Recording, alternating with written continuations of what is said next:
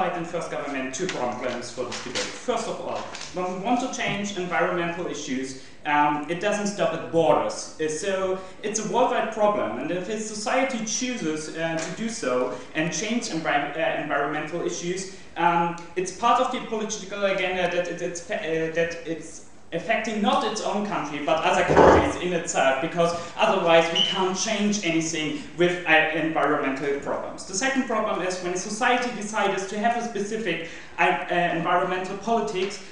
The problem is when multinational companies doesn't accept all standards of environment in all steps of production. It is anti-democratic because the will of the people doesn't get involved and live in action because we have in our own country maybe standards we want to have, but in other countries in the production it won't affect, and so the problems can't be changed in itself in a complete way. So we believe that multinational companies conduct any business in Western states. These nations should enforce their environmental standards at all stages of production. We believe that it's likely like the Foreign Corrupt Practices Act in the USA, so the nation should lawsuit these companies if they don't implement all standards of environmental in all parts of the production. I want to talk about the problems directly in other countries. I want to talk about how we can change environmental problems. I want to talk about the consequences in other countries and the moral high ground of Western states. And last but not least, I want to talk about democracy. Okay, first of all, what we have a big problem in modern Western states. For example, in the high-tech industry, we need a lot of rare metal and rare soil to do the production. So the end production are mostly time in the first world states, like in the Western states, where the phones, etc. is putting together. But in the production type, like how to get the rare soils and rare metals to do so,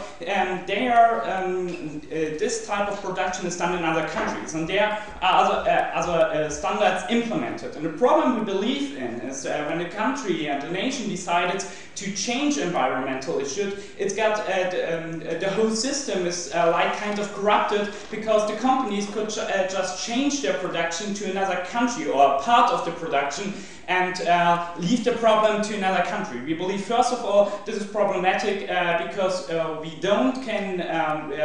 politics and our policy, our political agenda can't be really affected in all stages of production, so the political agenda is not very effective. And secondly, the problem is that our problems we provide in production, we give in to other countries who have maybe not the power or not the political power in their own countries to have these standards. So we believe it's a moral issue for this country to lawsuit or to enforce the companies to change the standards of production because the political agenda can so be fulfilled. The second problem, the second thing we believe there, that the consequences in our production, we didn't getting hurt directly by the production we do. If we have environmental standards in our production, in our own country with multinational companies, the problems getting from our country to other countries. For example, when we have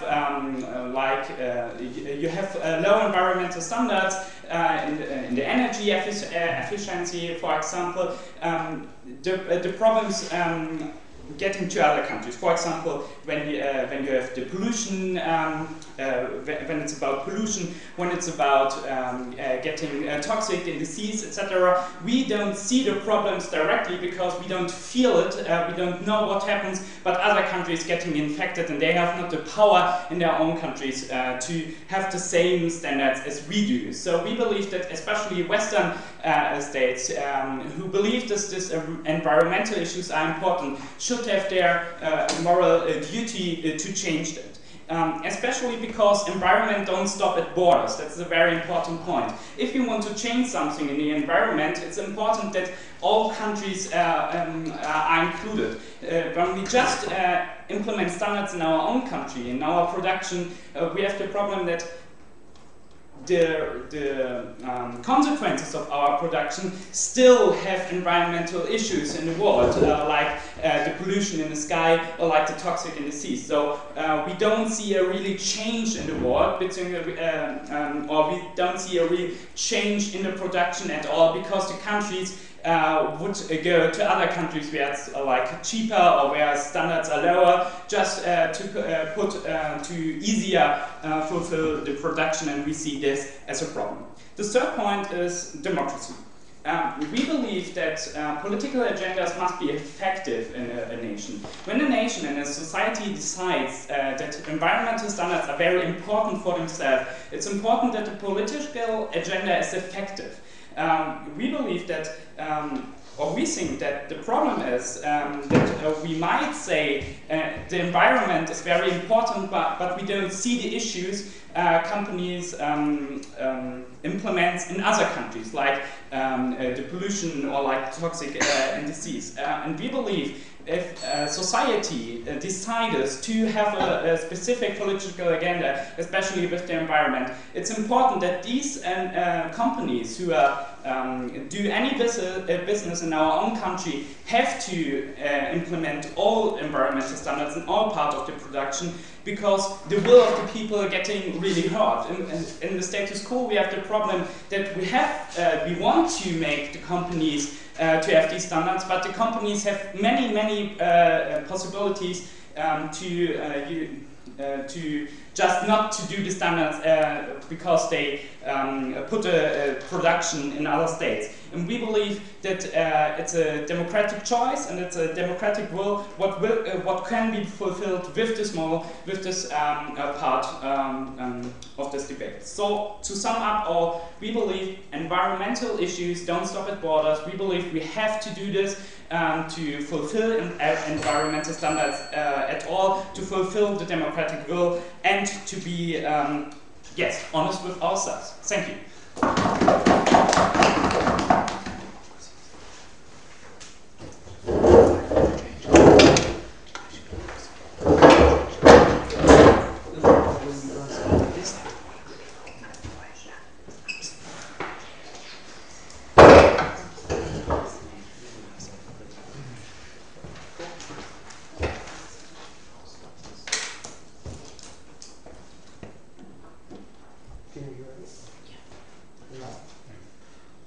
We'd like to thank the Prime Minister and call upon the Leader of Opposition, Janet.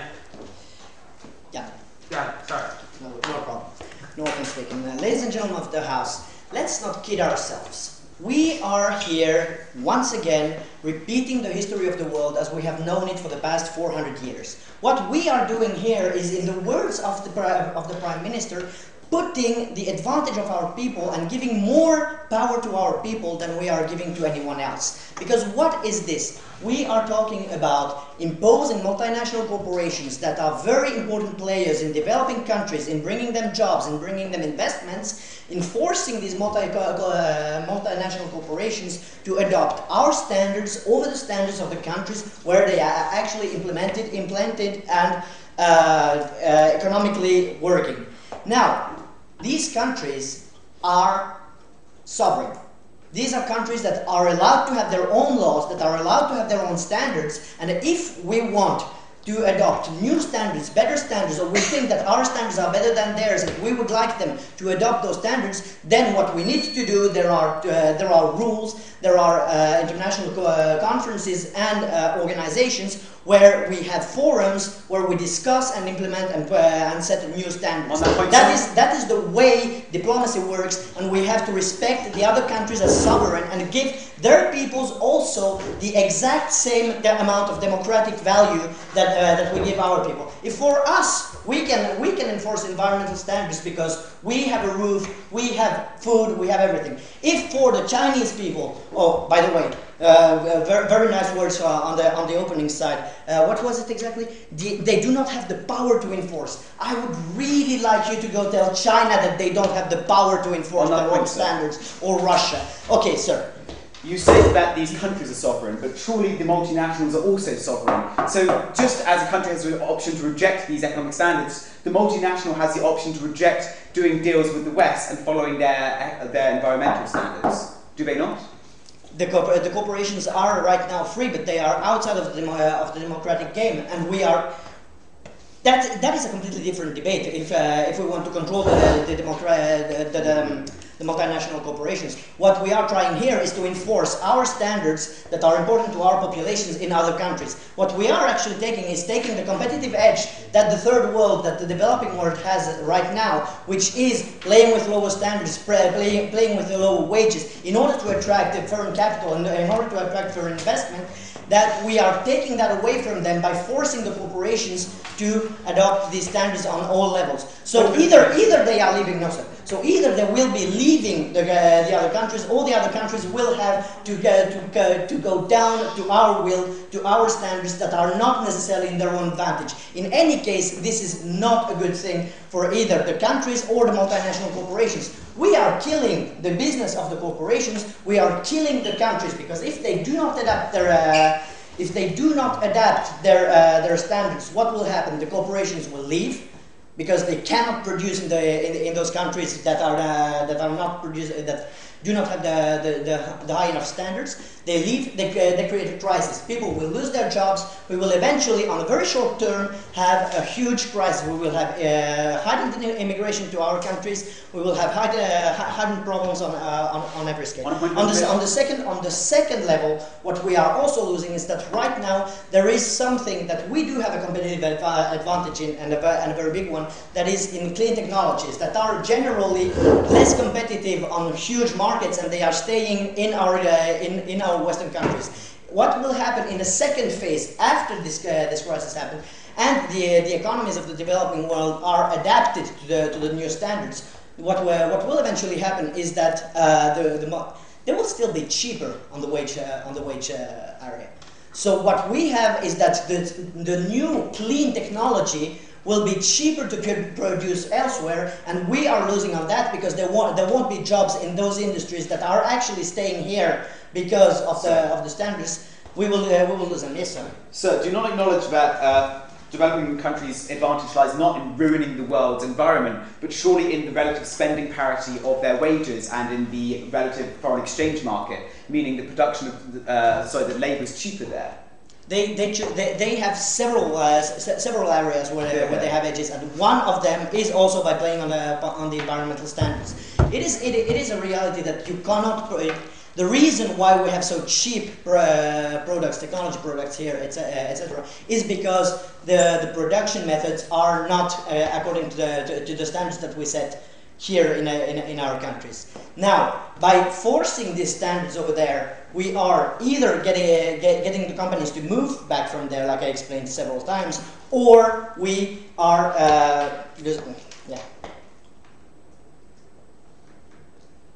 So like I said, the corporations are actually also standing in a situation where they might lose a lot, because they have to transform the way they are producing, and they have to go to much more expensive technologies in order to produce according to standards.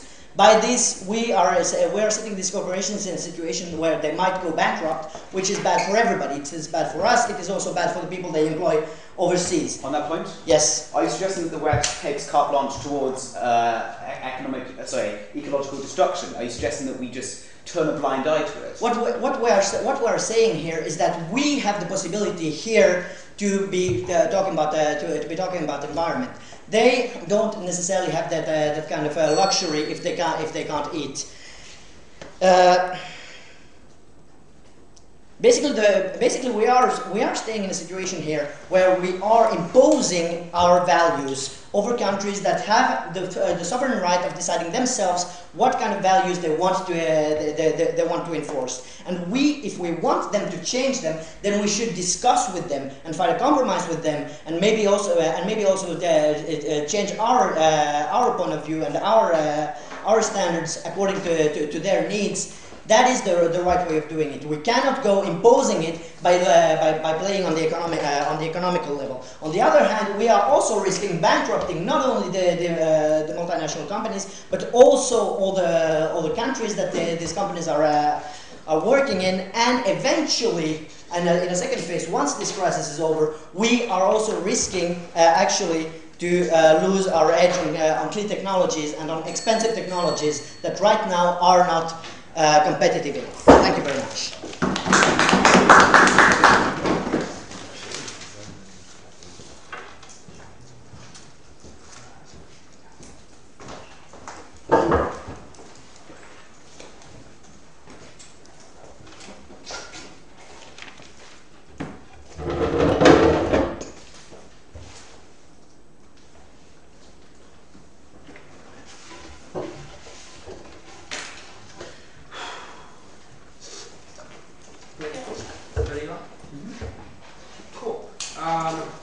We thank the previous speaker very much and are happy to call upon the Deputy Prime Minister, Nicola.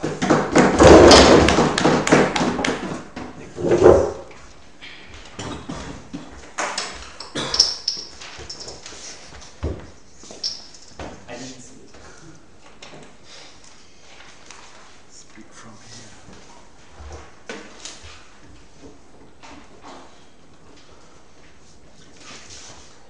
Before I'm going to speak a little bit about the Yasni National Park in Ecuador and the extractive businesses, multinational corporations, well, execute there and somewhere else as well. Let me say a few words to my previous.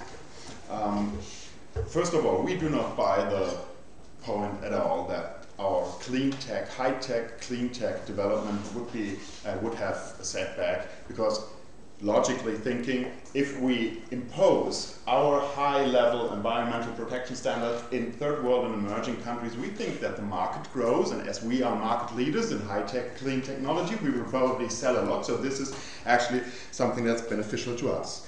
Also, you said we are putting an advantage on our people at the expense of people there, meaning in emerging countries or so-called third world countries. I don't believe that. From a logical perspective, the wages over there in emerging countries as well as in third world countries will still be much, much lower, so they will still have the benefit of the lower labor cost, and multinational corporations will still be inclined to produce there. But now they will adhere to our high standards in anti-pollution law and in environmental protection, and we believe that is beneficial to not only to us, it is to us because the world is a global world, and unfortunately wind will bring the pollution from wherever it is to us. There's no question there. The world is one living organism, and if you pollute the environment in the Congo, it will be at the expenses of all the people on the planet.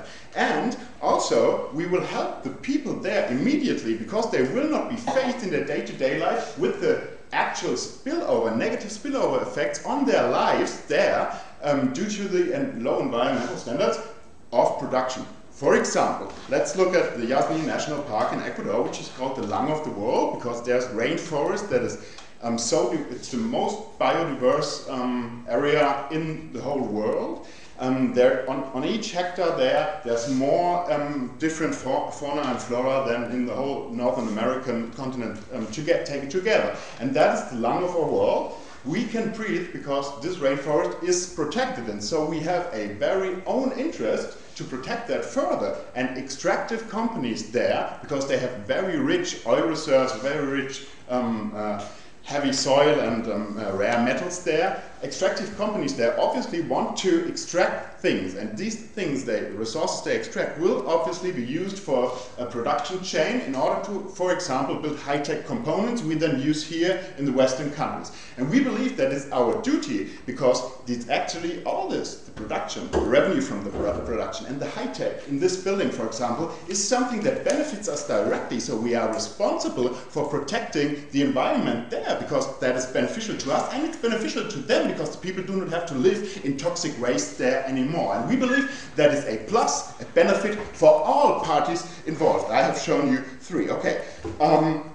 Okay, and then you said we need to respect their democratic standards. Truly, we would have to. But as far as I know, the Republic of Congo does not have our high democratic standards. And why? Because the people there are not empowered yet. With our model, people there will likely be more empowered because they will see that others actually care not only about the environment in general, but also about their immediate living conditions, and they will probably feel more inclined to actually try and go to the streets and take over actual democratic values, try to build up, try to stand up for their rights, and they will probably be more successful than they are right now, where corrupt governments often try to get get personal wealth out of the dealings of multinational, transnational corporations in emerging countries. We think we have an indirect positive effect on human rights development in emerging countries as well as in third world countries. We think that if looking at different perspectives, if I'm looking at the people here, we will not get in the status quo, we do not get effective environmental protection, although we want that. So, as my previous speech, my teammate already said, in fact, we are strengthening democracy here. We actually give the people here their will, an effective environmental protection. We cannot have that if we allow multinational corporations to pollute the environment somewhere else, for example in the Congo, because this will definitely fall back on us. And also, that is something that is damage caused to our very democracy, because the people will not effectively get that what they want. Still, we will tell them all the time in Western countries, yes, of course, we are all protecting the environment. Look, if you want to produce here, over there in Vienna, you have to adhere to very strict environmental protection standards. But that is de facto a lie. Because of course we know no one is producing textiles, for example, here in Vienna. Very few textiles are produced here in Vienna. But in Bangladesh, for example, textiles are produced all the time. They use very toxic bleaching, they use very toxic coloring materials. And that is something that actually goes exactly against the will of our population here, and most definitely against the will of the population there. Please. Can't our population in that case choose other products that are more environmentally friendly? We still have that choice. Of course, in theory you could, but in practice there's two problems with that. First of all, there's no real offer, and second of all, people do not choose it, and the worst problem there is you do not actually know whether this chair, which looks quite environment friendly, whether this chair actually is in its production chain has very hard problems with environmental protection. You cannot tell because you do not know where the components are from, because multinational corporations selling this chair here in Vienna, they can do whatever they want abroad, and they will because it's competition. That's my last point. We actually protect with our model. We protect these companies who do want to produce in a less harmful way, who want to protect the environment. We do protect these multinational corporations at the expense of those multinational corporations who right now in the status quo are abusing the very limited reach of our environmental protection law and go to Bangladesh and produce cheap things or extract oil somewhere cheap from the rainforest and then sell this very chair here in Vienna. We think we should protect the right mindset in multinational companies. And that right mindset is environmental protection for everyone, because as I have shown you, everyone benefits. And this is why today I'm proud to propose.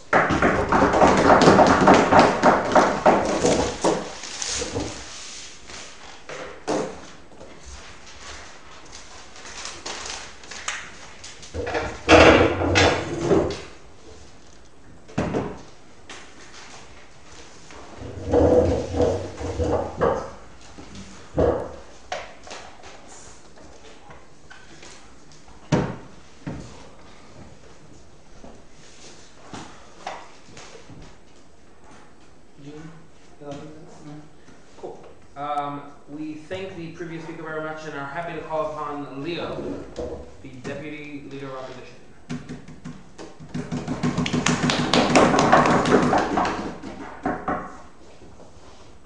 Thank you very much. So I'm going to talk about how taking control, forcing people and organizations to do these decisions, certain kind of decisions that they have, are going to lead them to react in ways that are counterproductive for all parties, actually. So what I'm going to talk about is first how how this takes control away and choice away from almost everyone involved. Second, how countries always want to compete, and so they will find other ways to compete. And third, I'm going to talk about how citizens in the Western states are going to be taking some choice away from them as well. So first, let's quickly, the government is talking about how, in the previous speech, how people in developing countries can live in a clean environment after this policy. So the question here is not whether they would get some benefit of, say, a cleaner environment, maybe some marginal benefit from that, but what we talk about here is that marginal benefit versus what the cost is. It's not only benefit, it's benefit versus cost. And what we're going to argue here is that the cost is going to be much higher. So there are side effects that outweigh the little benefit that might be. So first of all, behind the side effects that this is going to have is that this takes away control and choice from almost everyone. So here, what happens is that, first of all, businesses.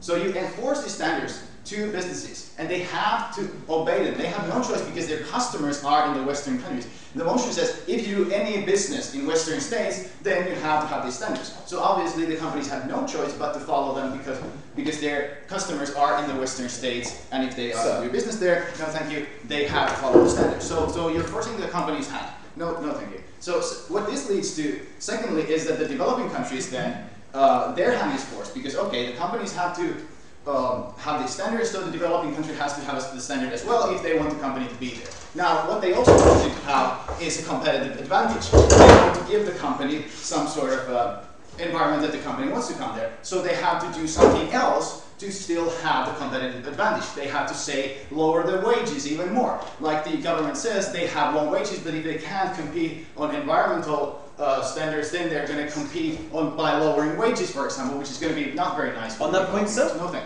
And third, who this robs choice from is the citizens in the Western countries. Now, this is actually assuming that people would want to have environmental standards enforced rather than have, say, cheap stuff, like iPhones and so forth. And it's also assuming, in an alternative scenario, that people would want to enforce environmental standards more than, say, labor standards, because this is the alternative competitive edge that the countries can adopt. So what this motion does is actually take choice away from everyone except the Western government, who in their hubris thinks that this is a good thing. Yes? Okay, there are some regions in the world where environmental standards either don't exist or can't be implemented by the government. Wouldn't it help if companies start to implement environmental standards in these countries for themselves and for us? Well, that's what I'm coming to. That what will happen when they will have to do that. You're forcing the companies to implement those standards. It's exactly the problem, because that will lead to exactly my second point, is that countries always want to compete, so they will find other ways. Now, exactly, if you have a company who goes into Congo, or what was your example, and if they can't use low environmental standards as a competitive advantage, they're going to lower the wages, they're going to make the worker conditions worse, they're going to do something else to have the company come there. And you can't, no thank you. And it's not like exactly you can start imposing standards on everything, because then what you would create, no thank you, is a situation where you have essentially imposing standards, say, on worker conditions, salary, environmental standards.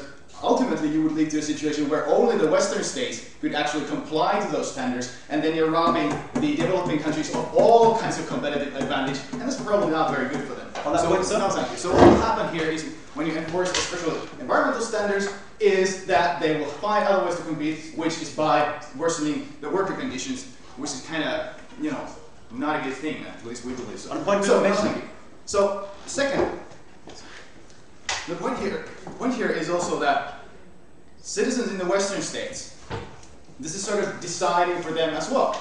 Because obviously, yes, we have democracy here. Democracy means that people want something, they choose people into power, and they, who are going to do whatever the people's favorable decision is. Now the thing here is that yes, people want good environment. Like you said, people say, okay, we want good environmental standards and all that stuff, but they also want their cheap iPhones. So it's very easy to say that, okay, we want these environmental standards, but as long as it doesn't really affect the price of our iPhones.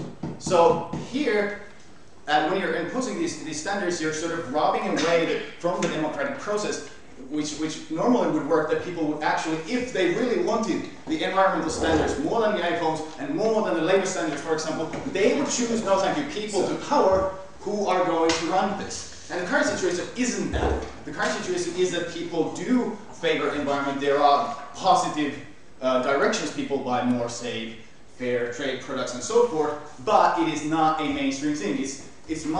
It's not the situation where people actually want that more than the alternatives. No, thank you.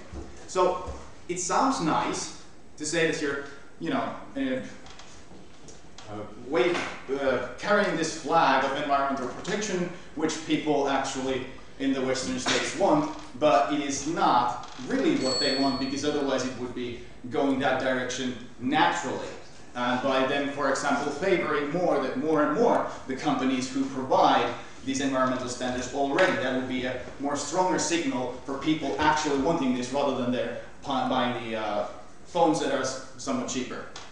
So the point here is that you are enforcing the hand of the companies because their customers are in the Western states. Then the countries have to adapt and do whatever they can to compete, which can lead to lowering wages, lowering standards, and so forth. And you're also disrupting the democratic process by making the decision for the people, because, you know, environmental protection sounds good, but the fact is that people actually have conflicting wants and needs, and in the world currently, they don't want environmental standards that much that they would, you know, take it over cheap stuff.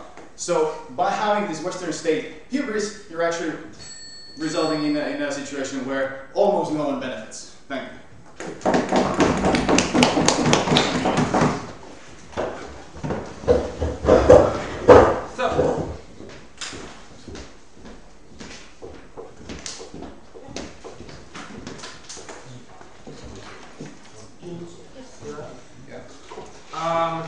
We'd like to thank the Deputy Leader of Opposition and indeed the entire first half, and call upon the Member of Government, Rory, to start the case for the second proposition.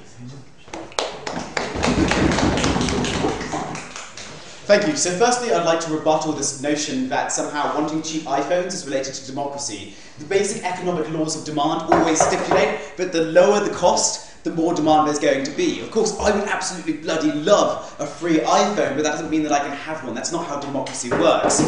Secondly, I want to talk about this matter of autonomy that's come up a lot in this first half. And frankly, we on the proposition think that it's nonsense. Okay, so it's not going to lead to a further fall in wages, because ultimately, where else are contractors in Western countries going to go? Because the fact of the matter is, wherever they look, those companies which they reach out to are still going to have to comply with Western laws.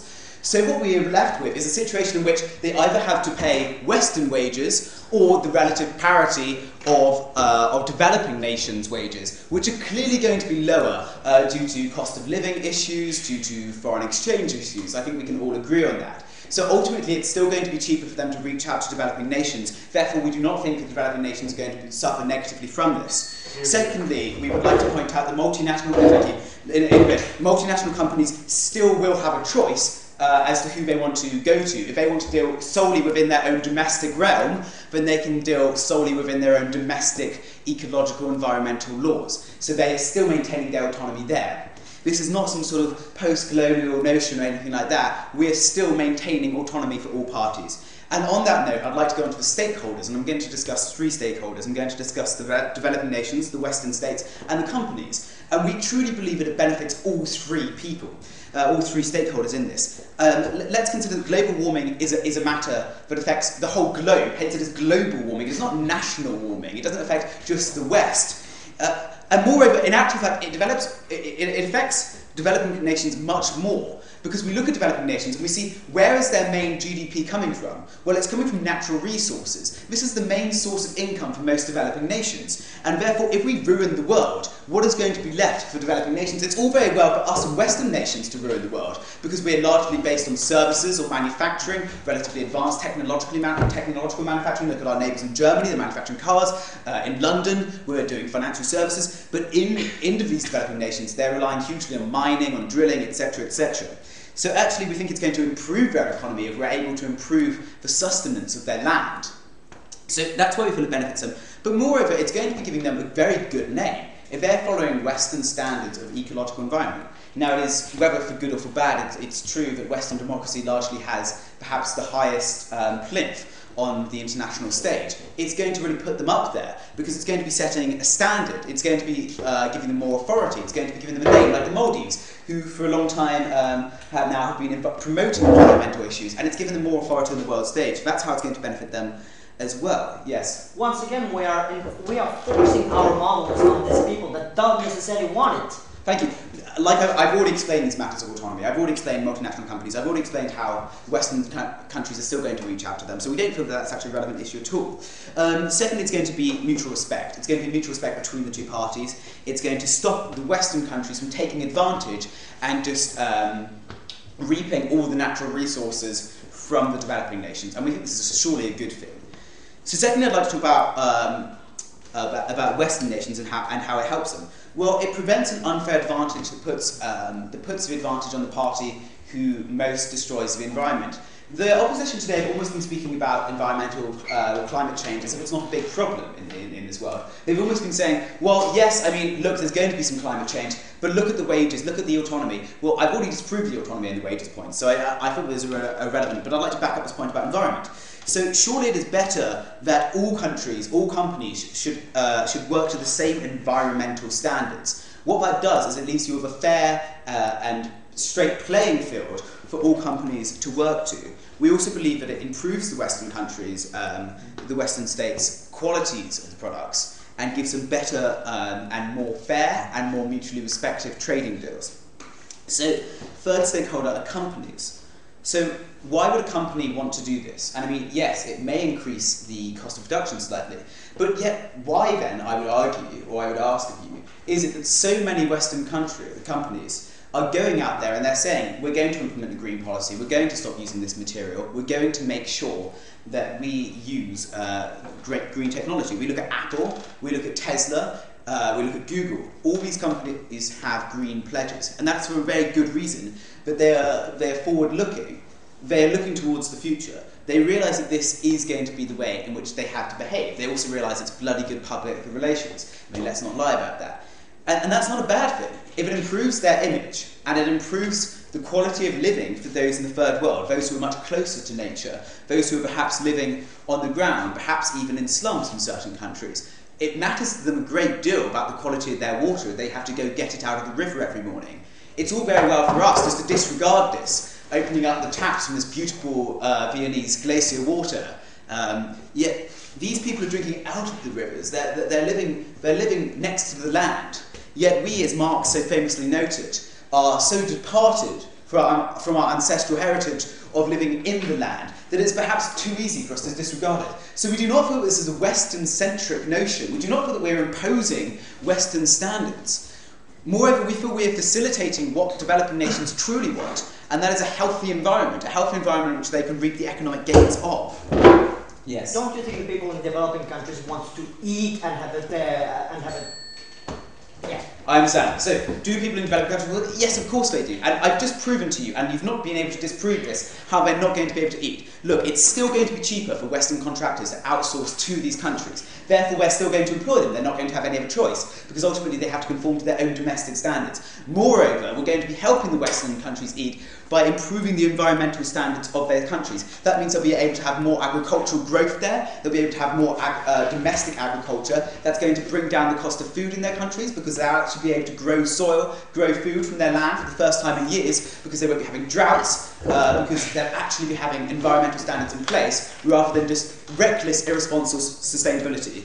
I'd just like to finish on a very interesting analogy that the Economic Foundation came up with. Basically, a baby hamster doubles each day up until puberty. Now, if you left a baby hamster to grow for 1 year, you'd be staring at a 1 billion ton hamster. And that is the current model which is being imposed by developing nations, being imposed by the West and by our reckless demand. A 1 billion ton hamster could eat an entire world supply of corn in one sitting. And what we want to do is we want to live with a much more level playing field, a much more sustainable environment, and a much better economic landscape. Thank you.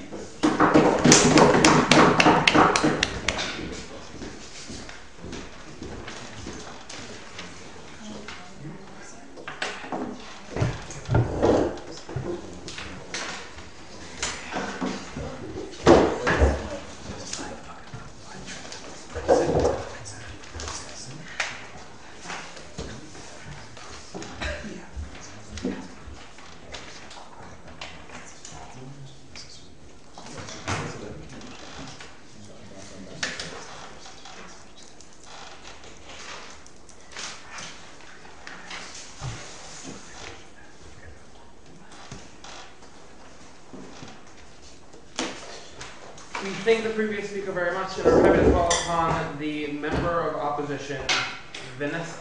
No, sorry. Edge. Thank you. Firstly, it would be great if environmental policies would be implied overnight as they suppose or propose. But now I will tell you how this implementation is not sustainable and will harm the environmental policies much more than it does right now. And I will have some rebuttals, and I will talk about three parties: Western states and Western states citizens, how they are going to be affected from this policy. Third world states and multinational corporations. They all, in fact, affect the citizens of Western countries, citizens, our citizens, and it will bring us to a worse situation than today's. First of all, yes, the cost of production in third world states is still going to be cheaper, but when you push them to imply our environmental policies, it is in fact gonna raise our cost of their cost of production, and it is gonna raise the prices, and it is gonna reduce the purchasing power of your citizens, because right now, as they stated, yes, Apple and Google and others may imply green policies, and they may want to do that, but still our citizens have other choices, like other alternatives to them.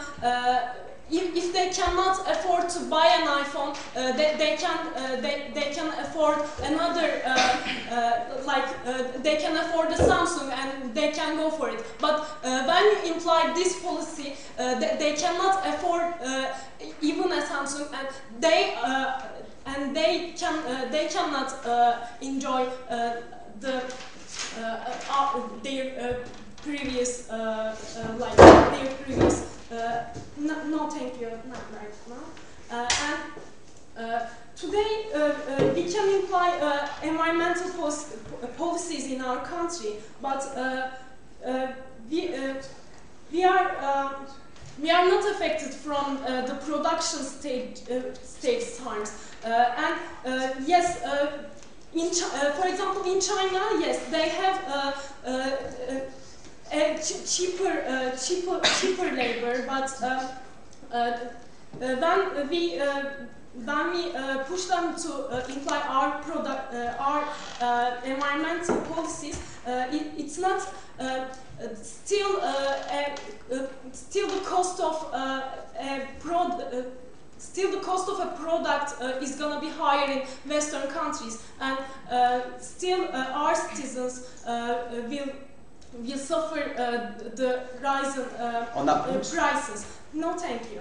And when we come to multinational corporations, when they lose most of their profits, even if they can still produce in cheaper way in China, they still lose some of their profits, and they will have less on hand to invest, and they will go to recession with when they go to recession, the whole world will be affected from that, and there will be less investment, and again our citizens will suffer from that, and economically it is not going to be sustainable, and it will have worse effects. So this will lead us to the unsustainability of this policy. Before starting that, yes. Now, even if everything you said would be perfectly true, which I personally don't believe, we on our side don't believe, wouldn't it be still much more important to protect the environment effectively for the future generations, because then you won't have the problem that in 20 years no one can afford a Samsung, but no one can afford to buy drinking water. Yes, but I say that today we still have environmental policies. Today we don't let all the corporations or all the countries do what they want. Still today we have environmental development on process, and we argue that the environmental change is not going to be overnight. We still on process, and we still we go step by step. No, thank you. We go step by step. We argue with other countries to put some criteria on the production, put some criteria on agriculture, to everything. But we today have Kyoto Protocol to manage all the environmental issues, but it's not happening overnight. We still on process, but when no, thank you. And we also make subsidies to the corporations to develop their ecological, to make their production in ecological way, to lead them clean technology for creating new technologies to be widely in the future. We still support the environmental issues, but it is not going to be overnight. We are still on the process, and when we do it, when we try to do it in overnight, when we try to do it immediately, it is going to lead an economical harm, an economical recession, and we don't want to do that. We want to go step by step, and by doing so, it is going to be maybe a slower development, but still it is going to work. Thank you.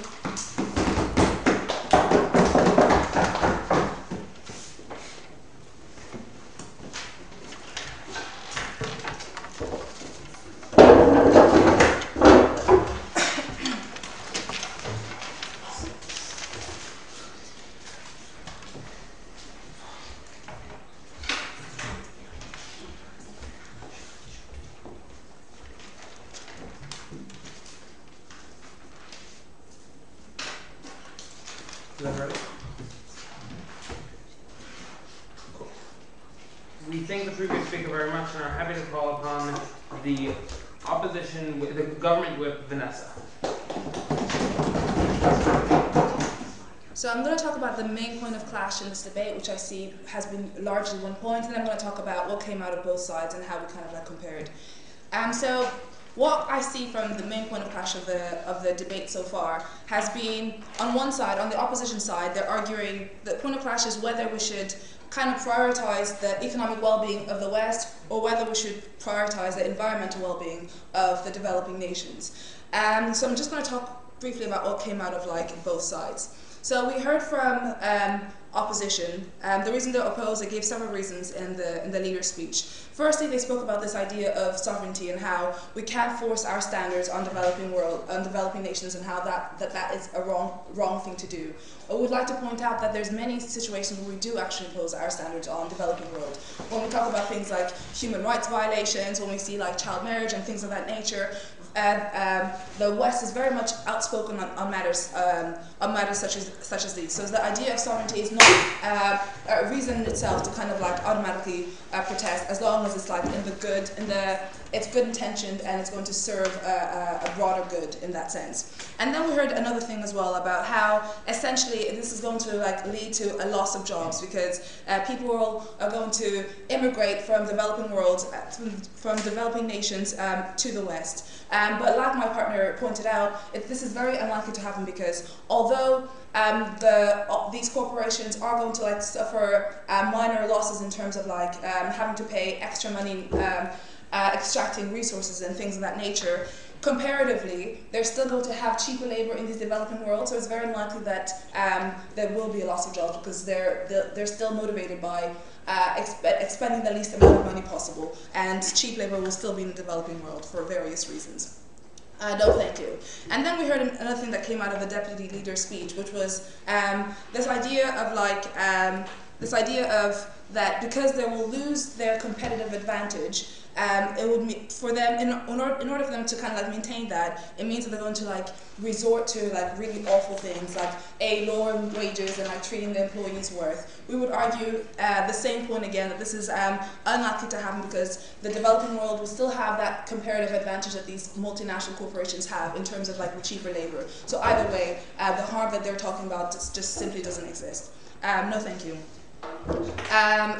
And they talked about, yes, and also an important thing to point out is in the long run, although they lose the competitive advantage in terms of like they can no longer kind of like exploit developing countries and like use up the resources to pollute their environment and then like go off to their own more healthy environment, economic environment. We think that in the long run, like it has already been pointed out by my partner, in the long run, it doesn't matter if they lose this competitive advantage, because in the long run, either way, either two things are going to happen. Firstly, the environment will be so polluted in the long run that they won't be able to use the resources they have in the first place or extract them, no thank you. And secondly, also another thing that could happen, that will happen in the long run if this pollution doesn't stop, is that people are simply going to be too sick to be able to work in the first place. They're either going to be too sick to work, or they're not going to be well enough to work at like the optimum levels that they were working before.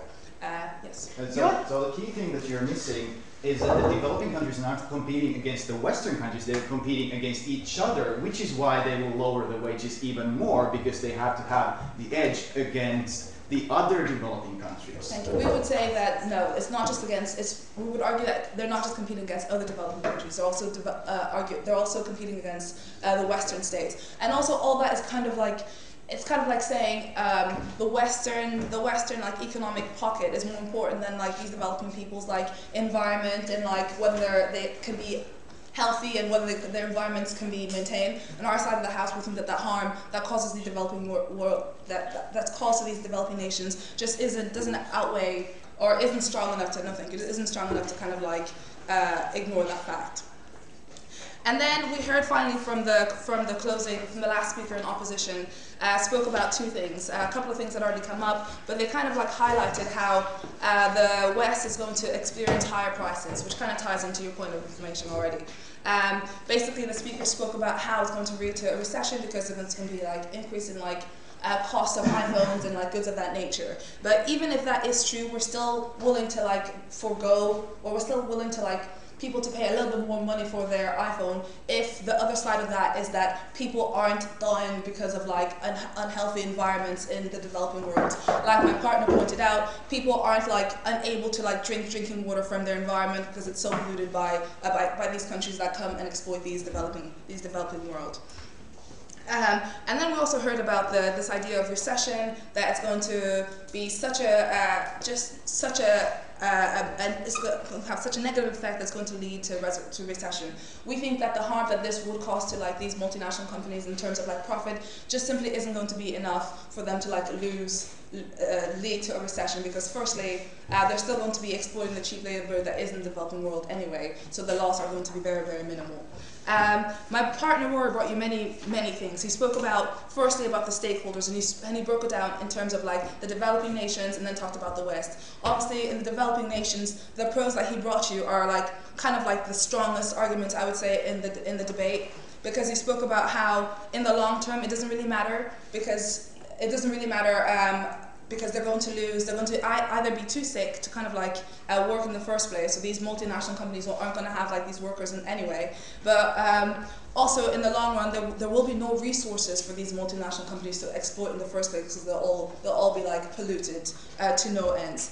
And he spoke about how it affects the developing world more, because obviously the developing world more, because obviously here in the West we have services and things like manufacturing, so we don't actually necessarily see all these harms. So we can kind of like be blind to it, and we think it's very detrimental. It sends a very detrimental message to the rest of the world. First of all, in terms of our image, that we're willing to kind of like benefit our pockets at the cost of like people's lives and also in the long-term livelihood. We think that the harm that we get, that they get on their side when they choose to put economic value over people's lives, in terms of like the image, how our image as the West is going to suffer and how our authority is going to kind of be weakened, is not worth the profits that they're going to lose.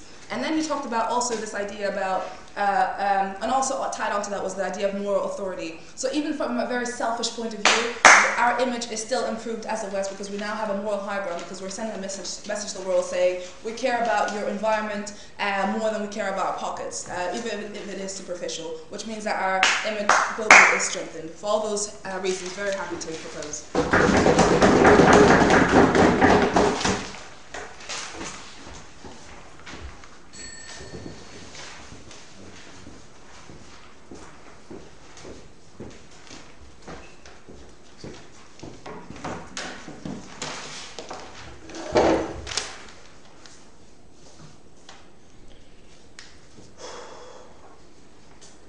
We thank the previous speaker very much and are happy to call upon the opposition with Anil.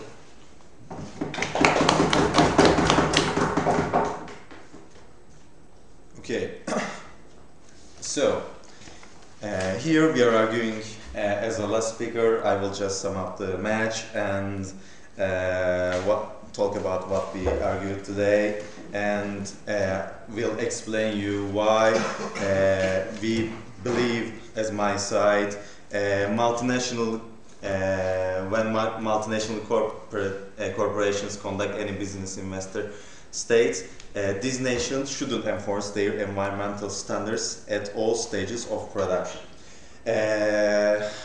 Opening government started with we should change environmental issues beyond borders. Well, as my partner said, we also believe that we can do it, but we can only do it by time. But these changes cannot do it overnight, and she explained why this can't happen overnight, why this why these decisions is not quite sustainable. Why we can't do it?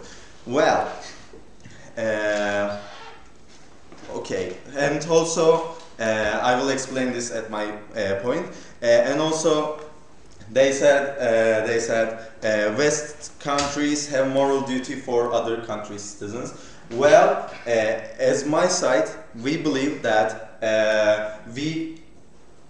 I don't believe that we do, but if we do a moral duty, because we are not promising them we will keep their like profits as our countries' politicians. We are not promising them I will just protect your values, but we ourselves promise our citizens that we will protect your values and we will protect your stuff. That's why this is not a valid argument as my side, as I believe.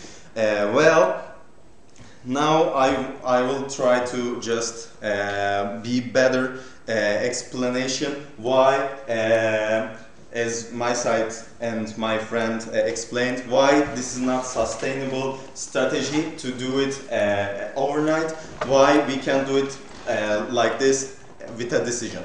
Because she also explained that, and I think you also agree that cheap Western states and multicultural corporations just produce cheap products and they just buy cheap products,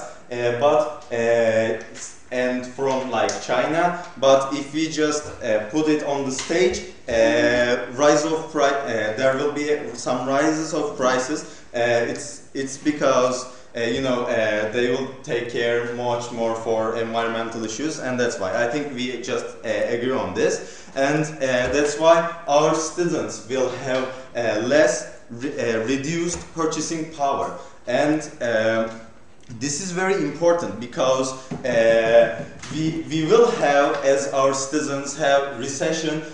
For example, I will buy 5 of something before this stuff happened, but after that I will have 4 things instead of 5.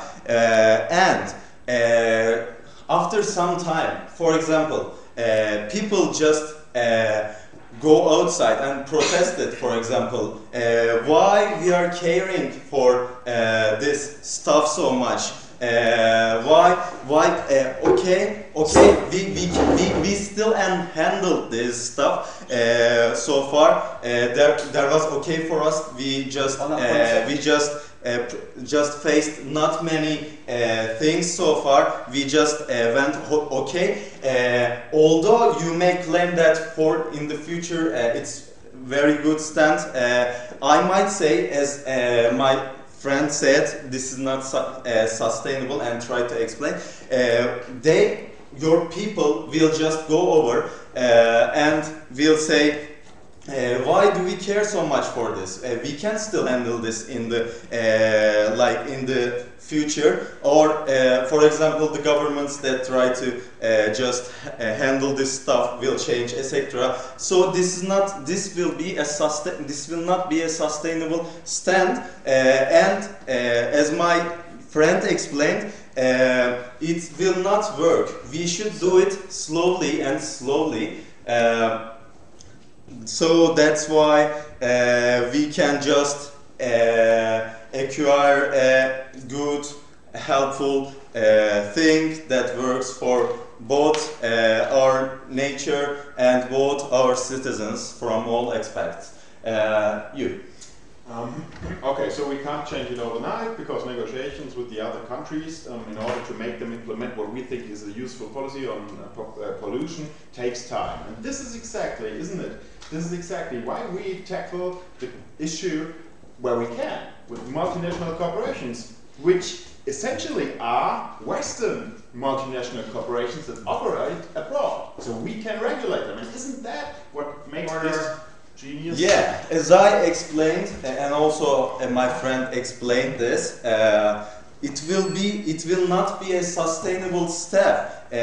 You might still say that, okay, like after 50 years we will be affected from these uneconomical steps, but we are explaining why these will not just be sustainable, why you can't just go further at these enforcements, and this will not be helpful, and as Western states we should go just like we do now, slowly and etc., to have more sustainable things.